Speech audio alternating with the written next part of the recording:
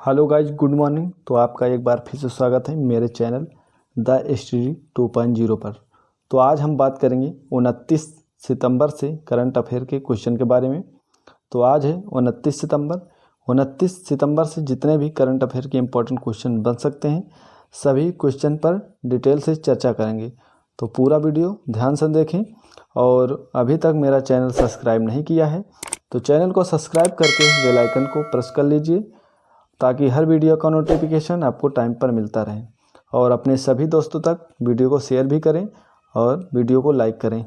तो चलते हैं आज के पहले प्रश्न पर। आज का जो हमारा पहला प्रश्न है, हाल ही में कर्मा पूजा महोत्सव कहाँ मनाया गया? आपसे पूछा है हाल ही में जो कर्मा पूजा महोत्सव मनाया गया है कहाँ पर मनाया गया है?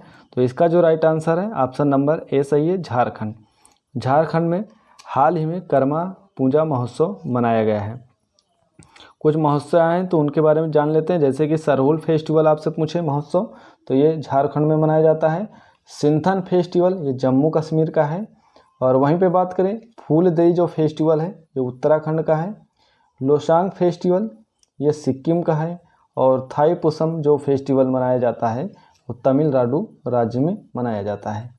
और पोंगल फेस्टिवल जो है वो केरल राज्य में मनाया जाता है। और जो है बोनालू फेस्टिवल जो है ये तेलंगाना राज्य में मनाया जाता है। और ओणम जो है वो फेस्टिवल केरल राज्य में मनाया जाता है। और हरेली जो फेस्टिवल होता है वो छत्तीसगढ़ राज्य में मनाया जाता है। और जो हरेला होता है वो उत्तराखंड राज्य में मनाया जाता है। तो ये फेस्टिवल हैं, याद रखें। क्वेश्चन नंबर हम 2 की बात करते हैं। हाल ही में भारतीय प्राणी सर्वेक्षण ने समुद्री मछली सी रॉबिन्स की एक नई प्रजाति कहाँ खोजी है? तो ये जो समुद्री मछली की नई प्रजाति खोजी गई है ये पश्चिम बंगाल में खोजी गई है।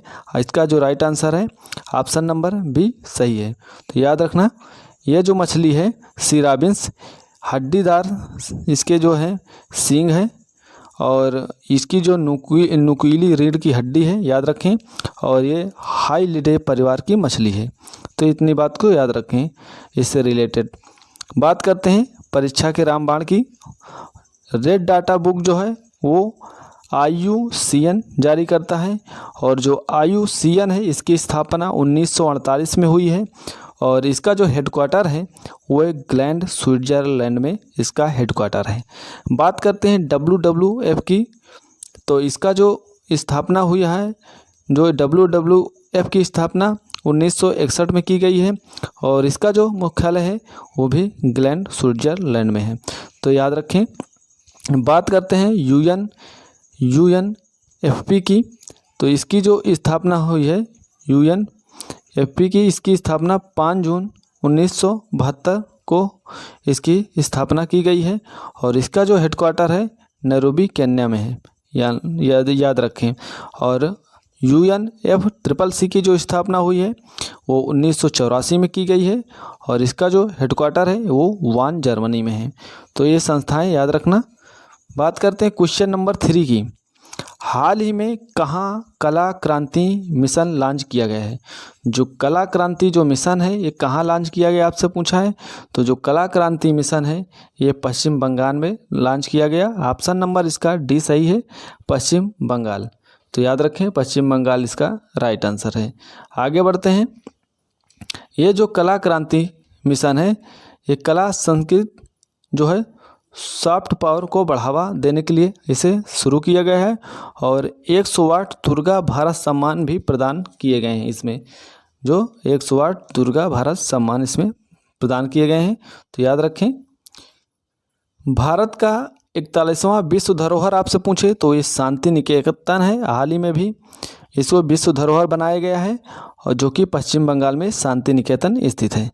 और आपसे पूछे 42वां जो विश्व धरोहर है वो होयसल मंदिर को भी 42वें विश्व धरोहर में शामिल किया गया है जो कि कर्नाटक राज्य में है। तो याद रखें भारत में अब कुल जो है 42 विश्व धरोहर हो गए हैं। और बात करते हैं विश्व की पहली लिविंग हेरिटेज पूछे आपसे तो वो है विश्व भारती विश्वविद्यालय। ये लिविंग हेरिटेज है भारत की। और भारत की सबसे गरीब जो सीएम है वो है ममता बनर्जी, याद रखें। भारत की सबसे गरीब सीएम पूछे तो ममता बनर्जी हैं। और ग्रीन बॉन्ड जारी करने वाला दूसरा शहर आपसे पूछे तो दूसरा शहर इंदौर है। आप कमेंट बॉक्स में ये बताइए कि ग्रीन बॉन्ड जारी करने वाला पहला शहर कौन सा है। इसका आंसर कमेंट बॉक्स में दीजिए। आगे बढ़ते हैं, क्वेश्चन नंबर 4 की बात करते हैं। हाल ही में चर्चा में रहे फाइव आइज अलायंस का सदस्य कौन है। जो फाइव आइज अलायंस का जो सदस्य है वो ऑस्ट्रेलिया, कनाडा, न्यूजीलैंड। तो इसका जो राइट आंसर है उपरोक्त सभी इसका राइट आंसर है। इसमें जो है फाइव आइज अलायंस में 5 सदस्य देश हैं, याद रखें। आगे बढ़ते हैं, ये जो सदस्य देश हैं 5 वो है ऑस्ट्रेलिया, कनाडा और न्यूजीलैंड। इसके अलावा यूएसए और यूके भी इसमें शामिल हैं। ये खुफिया जानकारी साझा करने के लिए है, याद रखें। आगे बढ़ते हैं, क्वेश्चन जो है ये है पूछा गया है आपसे पॉइंट में, मोस्ट इम्पॉर्टेंट पॉइंट है, याद रखना कि I2U2 में शामिल देश आपसे पूछे तो वो है भारत, इजराइल, यूएसए और यूएई। ये I2U2 में शामिल देश हैं, तो इनको याद रखना। परीक्षा में कई बार पूछ भी चुका है, आगे भी पूछा जाएगा, तो याद रखना। G7 के सदस्य देश आपसे पूछे तो ये है Germany, France, Japan, USA, Italy, Canada और इंग्लैंड। ये जो हैं G7 के सदस्य देश हैं, तो याद रखना। क्वेड के सदस्य देश आपसे पूछे तो भारत है और अमेरिका है, ऑस्ट्रेलिया है, जापान है। ये भारत के सदस्य देश हैं, तो याद रखना। और आपसे पूछे कि जो ब्रिक्स 2023 का जो आयोजन किया गया है वो कहाँ पे किया गया है, तो दक्षिण अफ्रीका में इसका आयोजन किया गया है। और SCO का जो नवीनतम सदस्य देश बना है वो ईरान बना है, 9वां देश। अब SCO में कुल 9 देश हैं। तो NDB का नवीनतम सदस्य देश वो मिस्र बना है, याद रखना। NDB का नया जो देश बना है वो मिस्र जो बना है, तो याद रखना। तो गाइज, चैनल अगर पसंद आ रहा है कंटेंट तो पहले वीडियो को एक बार लाइक कर दें। जितने भी लोग देख रहे हैं चैनल को लाइक करें और अपने सभी दोस्तों तक शेयर करें। बढ़ते हैं, बात करते हैं क्वेश्चन नंबर 5 की। 19वें एशियाई खेलों में भारत ने किस खेल में 41 वर्षों के बाद स्वर्ण पदक जीता है। तो वो घुड़सवारी में जीता है। ऑप्शन नंबर इसका डी सही है, घुड़सवारी इसका राइट आंसर है, याद रखना। घुड़सवारी 41 वर्षों बाद जीता है। बात करते हैं, भारत ने 1982 में घुड़सवारी में 3 गोल्ड मेडल जीता है, उसके बाद नहीं जीता है। उसके बाद 2023 में अभी 3 गोल्ड मेडल घुड़सवारी में जीता है, तो याद रखें।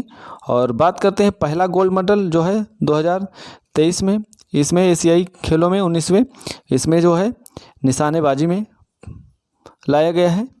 और दूसरा जो गोल्ड मेडल है वो भारतीय महिला क्रिकेट टीम ने जीता है। और जो पहला गोल्ड मेडल है वो निशानेबाजी में लाया गया है। और इसका जो आयोजन किया गया है इस बार वो होंगझू चीन में इसका आयोजन किया गया है। तो इतने पॉइंट को याद रखेंगे, नोट डाउन करके रखेंगे, सभी जो है परीक्षा की दृष्टि से अति ही महत्वपूर्ण है। एक सारे परीक्षाओं में पूछे जाने वाले प्रश्न हैं, याद रखना। आपसे पूछे टोक्यो ओलंपिक 2020 में भारत के पदक कौन कौन थे, तो इसमें 7 पदक जीते थे भारत ने। 1 गोल्ड जीता था, 2 सिल्वर जीते थे और 4 ब्रॉन्ज मेडल जीता था टोक्यो ओलंपिक 2020 में। तो याद रखना 7 पदक कुल जीते थे। इसमें जो गोल्ड जीता था वो नीरज चोपड़ा ने गोल्ड जीता था भारत के लिए, तो याद रखना। आपसे पूछे 37वें राष्ट्रीय खेल का आयोजन कहाँ किया गया, ये तो गोवा में किया गया है, गोवा इसका राइट आंसर है। कॉमनवेल्थ गेम 2022 में भारत के पदक जो हैं वो 61 पदक थे, जिसमें से गोल्ड जो 22 गोल्ड थे और 16 सिल्वर मेडल थे और जो 23 ब्रॉन्ज मेडल थे, तो याद रखना ये 61 पदक थे कॉमनवेल्थ गेम 2022 में।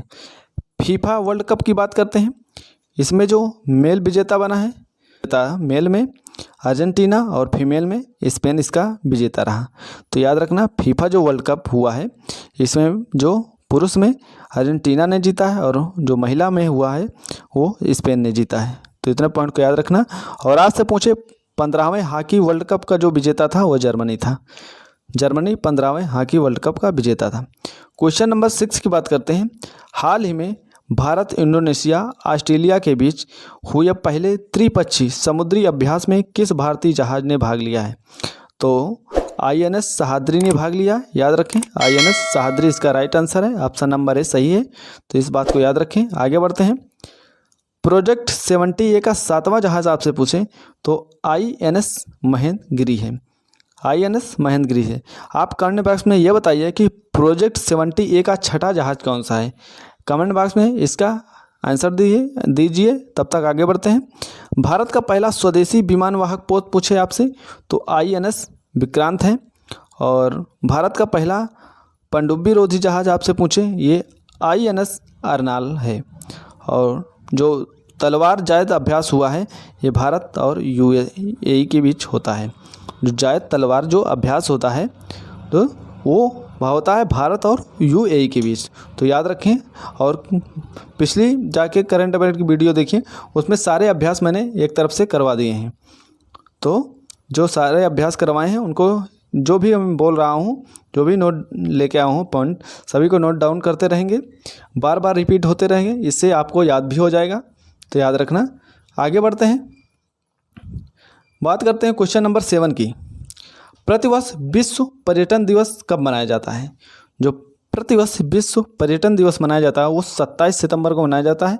ऑप्शन नंबर इसका डी सही है, 27 सितंबर इसका राइट आंसर है। तो याद रखना पर्यटन दिवस से दिवस आए तो कुछ महत्वपूर्ण दिवस हैं, जैसे कि सितंबर माह के महत्वपूर्ण दिवस 12 सितंबर को आप पूछे तो विश्व नारियल दिवस मनाया जाता है। और 5 सितंबर की बात करते हैं तो अंतर्राष्ट्रीय चैरिटी दिवस। 5 सितंबर में एक शिक्षक दिवस भी मनाया जाता है। और 8 सितंबर को अंतर्राष्ट्रीय साक्षरता दिवस मनाया जाता है। और वहीं बात करते हैं 18 सितंबर की तो विश्व फिजियोथेरेपी दिवस मनाया जाता है। तो याद रखें। आगे बढ़ते हैं। 9 सितंबर की बात करते हैं तो हिमालय दिवस मनाया जाता है। फिर और 9 सितंबर को ही विश्व प्राथमिक चिकित्सा दिवस भी मनाया जाता है। और 10 सितंबर को विश्व आत्महत्या रोकथाम दिवस। 11 सितंबर को राष्ट्रीय वन शहीद दिवस मनाया जाता है। और 12 सितंबर को दक्षिण सहयोग के लिए संयुक्त राष्ट्र दिवस मनाया जाता है। ये सभी जो है इम्पोर्टेंट दिवस हैं और कई बार इसका रिवीजन करवा भी चुके हैं। तो याद रखना, जब जब दिवस आएगा सारे रिवीजन करवाता रहूँगा। तो वीडियो को सभी दोस्तों तक शेयर करें और लाइक नहीं किए हैं तो लाइक ज़रूर करें। 14 सितंबर की बात करते हैं। इस दिन नेशनल हिंदी दिवस मनाया जाता है। और 15 सितंबर को विश्व लिम्फोमा जागरूकता दिवस मनाया जाता है। और 15 सितंबर को ही अंतर्राष्ट्रीय लोकतंत्र दिवस मनाया जाता है। और ओजोन डे जो होता है वो मनाया जाता है 16 सितंबर को। और 16 सितंबर को ही जो है इंटरनेशनल रेड पांडा डे मनाया जाता है। तो याद रखें। आगे बढ़ते हैं। जैसे 17 सितंबर की बात करें तो विश्व रोगी सुरक्षा दिवस मनाया जाता है। और वर्ल्ड जो है बांस देश विश्व बांस दिवस जो होता है वो 18 सितंबर को मनाया जाता है। और जो विश्व अल्जाइमर डे ये 21 सितंबर को मनाया जाता है। और इसी दिन इंटरनेशनल पीस डे मनाया जाता है। तो याद रखें, पीस डे इसे इंटरनेशनल पीस डे इसी दिन मनाया जाता है 21 सितंबर को। और 22 सितंबर की बात करते हैं तो वर्ल्ड राइनो डे मनाया जाता है। 22 सितंबर को वर्ल्ड राइनो डे मनाया जाता है। तो ये इम्पोर्टेंट दिवस रहे, याद रखना। और IUCN जो है इसका हेडक्वार्टर आपसे पूछें तो ग्लैंड स्विट्जरलैंड में है। और ओपेक का जो हेडक्वार्टर है वो वियना ऑस्ट्रिया में है। और UNO का जो हेडक्वार्टर है वो न्यूयॉर्क में है। याद रखें, थोड़ा टाइपिंग मिस्टेक हो गई है और ये USA में स्थित है। न्यूयॉर्क मैं बता रहा हूँ, जो UNO का जो मुख्यालय है न्यूयॉर्क में है। याद रखना, न्यूयॉर्क इसका राइट आंसर है UNO का मुख्यालय। और इंटरपोल का जो मुख्यालय है लियोन्स फ्रांस में है। तो सभी पॉइंट को याद रखें। आपके लिए मैं ये ढूंढ के इतना मेहनत करके लाता हूँ, ठीक है। इतनी मेहनत पड़ती तो इतना तो बनता है कि आप लोग चैनल को पहले सब्सक्राइब करें और सभी दोस्तों तक शेयर करें और लाइक ज़रूर करें। तो आगे बढ़ते हैं। ये इम्पोर्टेंट जो है हेडक्वार्टर थे, मुख्यालय और भी हैं। जैसे आपसे पूछे इंटरनेशनल कोर्ट का जो हेडक्वार्टर है वो द हेग नीदरलैंड में है। और यूरोपीय यूनियन का हेडक्वार्टर ये ब्रुसेल्स बेल्जियम में है। और नाटो का हेडक्वार्टर ब्रुसेल्स में है। और एससीओ का जो है हेडक्वार्टर आपसे पूछे तो बीजिंग चीन में है। बीजिंग चीन में एससीओ का हेडक्वार्टर है। और WWF का जो मुख्यालय है वो ग्लैंड स्विट्जरलैंड में है। और UNESCO का मुख्यालय यूनेस्को का मुख्यालय जो है वो है पेरिस फ्रांस में, याद रखें। तो ये हेडक्वार्टर रहे कुछ इंपॉर्टेंट, तो याद रखना। क्वेश्चन नंबर 8 की बात करते हैं। जो एक क्वेश्चन नंबर 8 है इसकी बात करते हैं कि यह 53वां Dada Saheb Phalke life time achievement पुरस्कार 2021 से किसे प्रदान किया जाएगा। जो 2021 वाला दादा साहेब फाल्के पुरस्कार है 53 नंबर का, किसे दिया जाएगा। तो ये दिया जाएगा वहीदा रहमान को। ऑप्शन नंबर इसका ए सही है, वहीदा रहमान इसका राइट आंसर है। ठीक है, इसकी घोषणा जो है अनुराग ठाकुर ने किया, ये सूचना प्रसारण मंत्री हैं। और जो 52वें नंबर का दादा साहब फाल्के है वो आशा पारेख को दिया गया है। इसमें जो 10 लाख दिया जाता है रुपए और एक स्वर्ण कमल दिया जाता है। और बात करते हैं इसकी जो शुरुआत हुई है 1969 से हुई है, जो देविका रानी को मिला है पहली बार, याद रखें। देविका रानी इसकी जो मिला है सर्वप्रथम वो देविका रानी को मिला है 1969 में। 97वें नंबर का जो ज्ञानपीठ पुरस्कार है वो दामोदर मौजा को दिया गया है। और व्यास सम्मान की बात करते हैं तो व्यास सम्मान जो है वो ज्ञान चतुर्वेदी को दिया है पागलखाना उपन्यास के लिए। और वहीं बात करते हैं सरस्वती सम्मान, ये शिव शंकरी को दिया गया है सूर्यवंशम के लिए। और हिंदी साहित्य अकादमी पुरस्कार जो दिया गया है वो बद्री नारायण को दिया गया है ठुमरी शब्द के लिए। तो याद रखना ये इम्पोर्टेंट है, हालांकि सभी इम्पोर्टेंट है, सभी परीक्षा में कई बार पूछ भी चुका है, आगे भी पूछा जाएगा। तो याद रखना। आपसे पूछे ये 67 नंबर के जो राष्ट्रीय पुरस्कार है लेके आया हूँ टेलीविज़न के लिए। बेस्ट एक्टर का पुरस्कार जो दिया गया है 67 जो राष्ट्रीय पुरस्कार हुए हैं उसमें जो बेस्ट एक्टर चुने गए हैं वो अल्लू अर्जुन चुने गए हैं, याद रखना। और विश्व जो है बेस्ट एक्ट्रेस जो है वो कृति सेनन, जो आलिया भट्ट, 2 लोग हैं, कृति सेनन आलिया भट्ट जो हैं बेस्ट एक्ट्रेस चुनी गई हैं। बात करते हैं बेस्ट फीचर फिल्म, इसमें रॉकेटरी थी और पॉपुलर फिल्म RRR थी। और बेस्ट हिंदी फिल्म का जो पुरस्कार मिला है वो सरदार उधम सिंह को दिया गया है। तो जो 67 नंबर के राष्ट्रीय पुरस्कार थे उससे संबंधित था, याद रखें। क्वेश्चन नंबर 9 की बात करते हैं। हाल ही में नई दिल्ली में प्रारंभ भारत की पहली ग्रीन हाइड्रोजन फ्यूल सेल बस किसने विकसित किया है।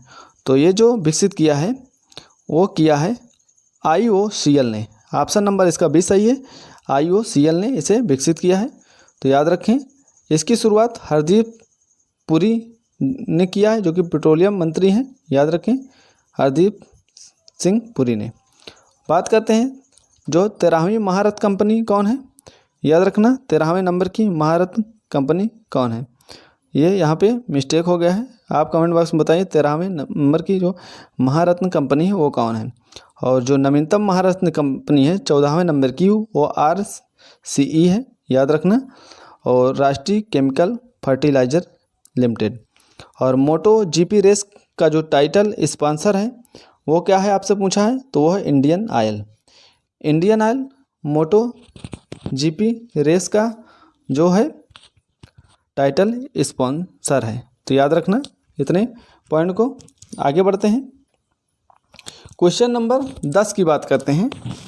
क्वेश्चन नंबर की हम 10 की बात करते हैं। हाल ही में प्रारंभ चैटल जल विद्युत संयंत्र परियोजना कहाँ प्रारंभ की गई है। तो ये जो प्रारंभ की गई है आप बताइए, ये सिक्किम में प्रारंभ की गई है। ऑप्शन नंबर इसका C सही है, सिक्किम इसका राइट आंसर है। आगे बढ़ते हैं, इसकी जो शुरुआत है CM प्रेम सिंह तमांग ने की है, याद रखें। इसकी जो शुरुआत की है CM जो प्रेम सिंह तमांग ने की है। और इसकी जो नदी है चांग्याऊ नदी पर बनाया गया है। और ये जो ऊंचाई है इसकी ऊंचाई है जो है 4000 फीट की इसकी ऊंचाई है। तो याद रखना 4000 फीट की इसकी ऊंचाई है। आगे बढ़ते हैं, सिक्किम को पूर्ण राज्य का दर्जा कब मिला है। ये 1975 को मिला गया है। सिक्किम को जो पूर्ण राज्य का दर्जा दिया गया है 1975 में दिया गया है। ये 36वां जो संविधान संशोधन हुआ है उस पर सिक्किम को पूर्ण राज्य का दर्जा दिया गया है। तो हाँ, मैंने अभी पूछा कि जो 13वीं महारत कंपनी कौन है, तो वो है ऑयल इंडिया लिमिटेड। तो याद रखें, ऑयल इंडिया लिमिटेड जो है 13वीं महारत कंपनी है। तो इसको नोट डाउन करके रखेंगे। आपसे पूछा सिक्किम में विधानसभा की सीटें कितनी हैं, तो ये 32 सीटें हैं। और भारत में न्यूनतम जनसंख्या वाला राज्य यह है सिक्किम। तो याद रखें, सिक्किम जो है, सिक्किम ये भारत में न्यूनतम जनसंख्या वाला राज्य है और यहाँ की जो विधानसभा की सीटें हैं 32 हैं और यह पूर्ण राज्य का दर्जा 1975 में इसे दिया गया है। और भारत का एकमात्र मिश्रित विश्व धरोहर स्थल पूछे तो ये कंचनजंगा है जो कि सिक्किम में स्थित है। और सिक्किम के जो दर्रे हैं वो नाथुला दर्रा और जलेपला दर्रा, ये सिक्किम के दर्रे हैं। तो याद रखना है इतने पॉइंट को। तो गाइज बताइए आज का वीडियो कैसा लगा। वीडियो पसंद आया हो तो अपने सभी दोस्तों तक शेयर करें, क्योंकि इतना मेहनत करता हूँ मैं आपके लिए, तो आप इतना तो बनता है कि खाली शेयर तो कर सकते हैं दूसरों को। और चैनल अभी सब्सक्राइब नहीं किया है तो चैनल को सब्सक्राइब कर लें। बस इतना ही कहूँगे। तो मिलते हैं नेक्स्ट वीडियो में। आज के लिए जय हिंद, जय भारत सभी दोस्तों को।